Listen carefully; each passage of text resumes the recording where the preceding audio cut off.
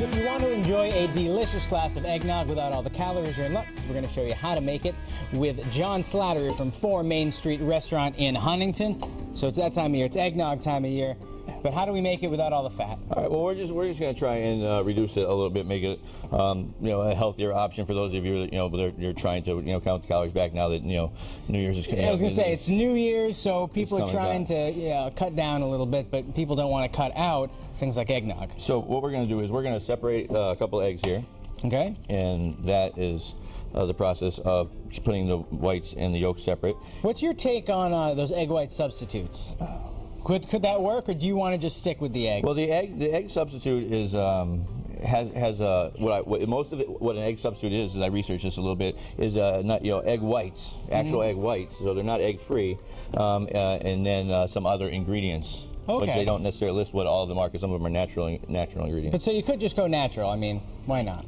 So this dish includes raw eggs, so some people may want to be careful with that if you have if you're elderly or have young children. Yeah, especially today too. If everyone went out a lot last night. But there is something you can do. What I did to these eggs, and I'll show you as well, is that if you take the egg and you dip it in boiling water, you can actually at least remove anything that can be on the outside of the egg, just for quick. Really? Even though you're going to be using the inside of the egg by sanitizing. So that water is in fact boiling, but I have chef's fingers, so I can take it out. And if you dip it in the boiling water for about 20 or 30 seconds, you're not going to cook the egg inside, but you've at least had a chance to sanitize the outside of the shell, because the water over 180 degrees is going to sanitize the outside of the shell. So the inside of the egg still to be determined, but outside of the egg, bacteria is safe. Right. There we go. Man, look at your chef's fingers. Well done. So now we've got yolks there, and we've got whites here. We need one more set of whites. So what we've done is we've done only 2 of the yolks. We're going to use 4 of the whites to use a little bit less of the cholesterol. If you're worried about that, there'll be a little less by not using all of the yolks. That's good. What we're really going to save is that we're going to use skim milk. Oh, as opposed to whole milk or cream or something like that. And we're going to cheat, and we're going to use a little bit of non-dairy creamer. Why not? To help the thickness. So we've got our yolks, and we're going to add about 2 ounces of confectionery sugar, and we're going to cream those together.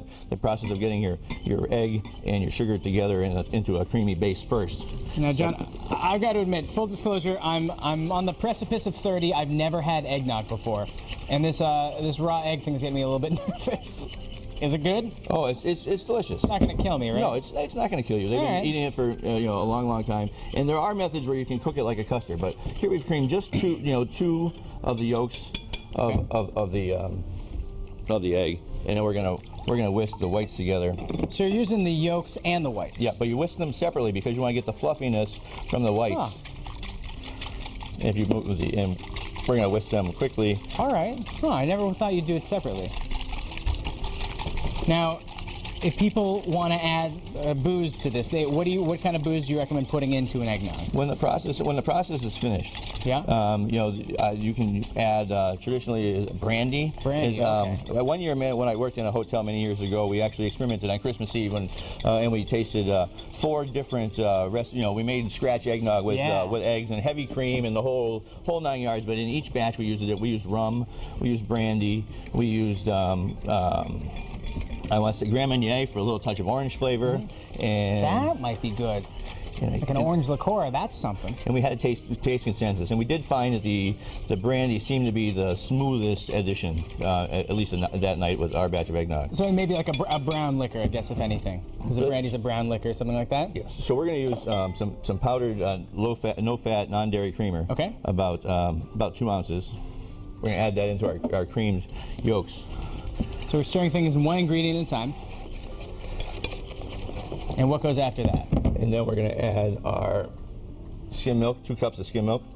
I wonder, when you put liquor into a drink, because bacteria, there's none in alcohol because the booze kills it. I wonder if that would help make the eggnog a little safer. Yes. All right. Yes, sure. Booze is always a good idea. Yeah. And in small amounts, it's very helpful. And then we've got a little bit of vanilla flavored no-fat dairy creamer. So that's going to add a little bit of thickness, and so to make it more like the stuff that has all that heavier cream in it. And we've added that, but we've used so much skim milk, and the eggs are going to thicken. And then the whites, when you get them all nice and frothy, So refluffing the whites and then dropping those in there. Yeah, and then we're going to just combine a little bit at a time and beat them all together. And then I have here is some nutmeg. Okay. And this is in its whole form, and I've got the old, we call it the knuckle buster, but if you're careful, it has these nice small side here, and you just gently pass the nutmeg across the blades very safely, and we're got some fresh, the fresh flavor of the nutmeg is so much better than the oh yeah, the one of the things. So John, unfortunately we're running a little bit low on time, but we're scraping some cinnamon, some nutmeg, and it is done. That's it. And then the thing is you should refrigerate for about 4 hours, and then you've got a final product. Just so like let it congeal a little. That's probably not the right word, but it's going to set together. The flavors of the nutmeg and the cinnamon are going to spread throughout it, and that's simply all right. The healthy alternative by using the skim milk and a little bit of the thickeners from the non-fat flavor. And I think we forgot that. What's the dark? Oh, and this was a little bit of real vanilla. We can adjust a splash. A little real vanilla too. All right. Now it's I super can't believe vanilla. we're going to say this, but shall we?